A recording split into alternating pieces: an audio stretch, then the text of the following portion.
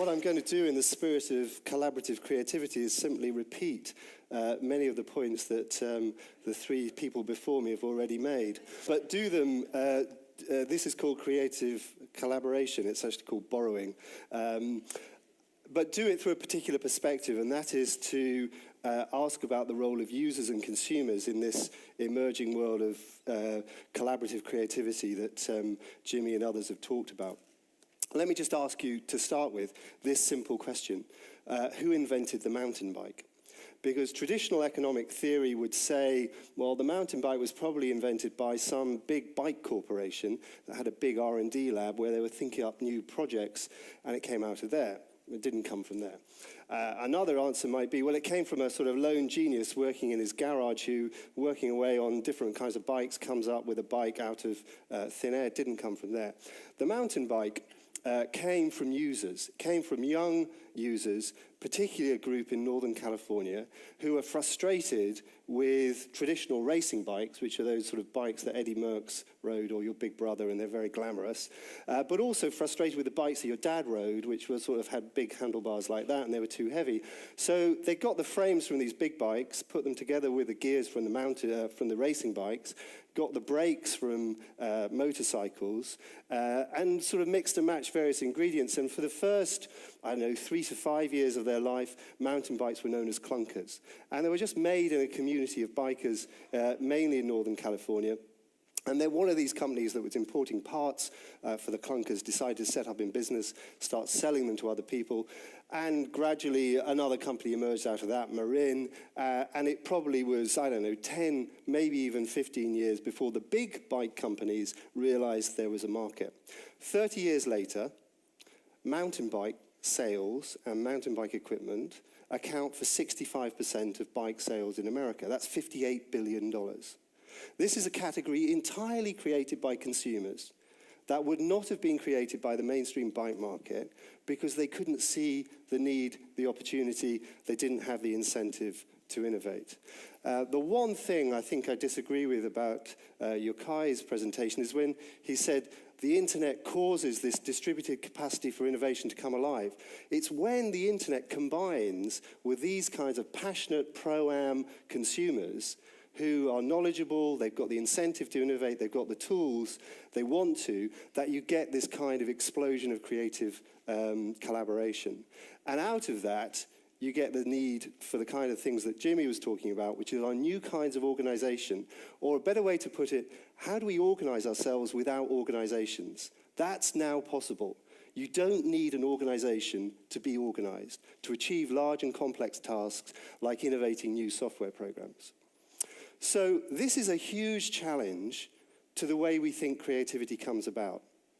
The traditional view, still enshrined in much of the way that we think about creativity in organizations, in government, is that creativity is about special people, wear baseball caps the wrong way around, come to conferences like this, in special places, elite universities, R&D labs in the forests, water, maybe special rooms in companies, painted funny colors, bean bags, maybe the odd football table, special people, special places, think up special ideas. Then you have a pipeline that takes the ideas down to the waiting consumers who are passive.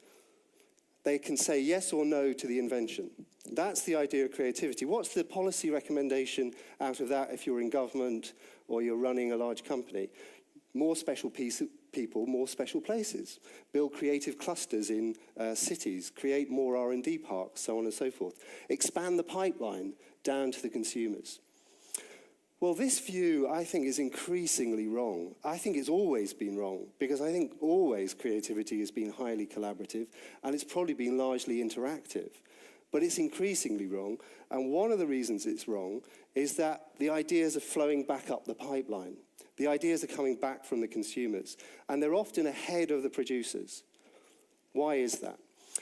Well, one issue is that radical innovation, when you've got ideas that affect a large number of technologies or people, have a great deal of uncertainty attached to them.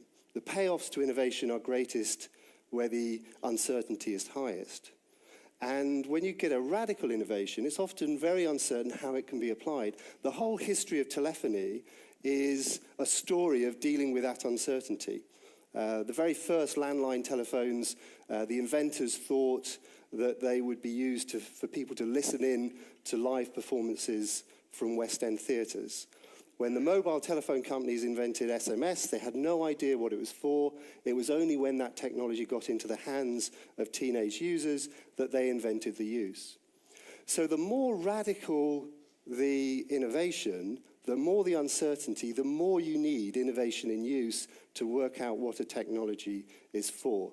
All of our patents, our entire approach to patents and invention is based on the idea that the inventor knows what the invention is for. We can say what it's for. More and more, the inventors of things will not be able to say that in advance. It will be worked out in use, in collaboration with users. We like to think that invention is a sort of moment of creation. There is a moment of birth when someone comes up with an idea. The truth is that most creativity is cumulative and collaborative. Like Wikipedia, it develops over a long period of time. The second reason why users are more and more important is that they are the source of big disruptive innovations. If you want to find the big new ideas, it's often difficult to find them in mainstream markets in big organizations. And just look inside large organizations and you will see why that is so. So you're in a big corporation, you're obviously keen to go up the corporate ladder. Do you go into your board and say, look, I've got a fantastic idea for an embryonic product in a marginal market with consumers we've never dealt with before, and I'm not sure it's going to have a big payoff, but it could be really, really big in future.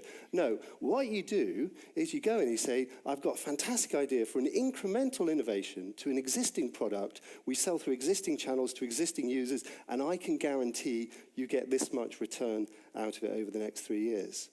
Big corporations have an inbuilt tendency to reinforce past success.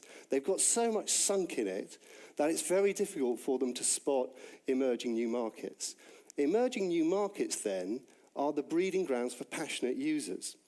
Best example, who in the music industry 30 years ago would have said, yes, let's invent a musical form which is all about dispossessed black men in ghettos expressing their frustration with the world through a form of music that many people find initially quite difficult to listen to. That sounds like a winner. We'll go with it.